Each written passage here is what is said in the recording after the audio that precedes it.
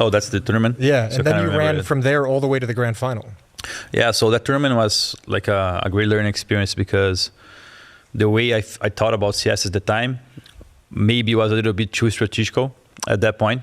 Because once we changed the lineups, because we didn't have time to go over what we're going to do on all the maps and all the stuff, it forced me to play in a different way. So after getting 16-0, the talks were about, we were already losing before, so don't worry, 16-0 or 16-13, like we guys came to the team so we can get things done, and we're not getting things done with the last team, so don't worry about it. But we went to the room on the hotel right after, and they already start setting up like a couple defaults here and there, and just basic stuff on every map. And then we started playing that tournament off that, like only off the defaults and just communicating well together, putting things like on the fly.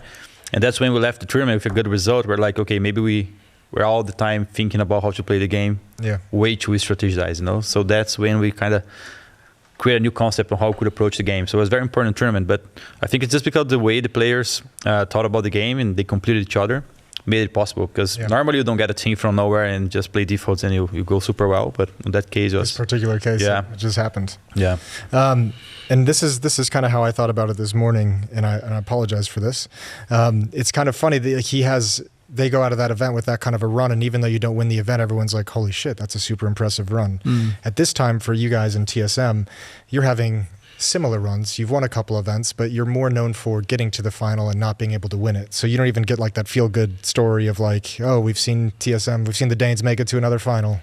I think it was like the start of like the choking era, or what you would call it. We would beat Fnatic, which was one of the teams nobody could beat.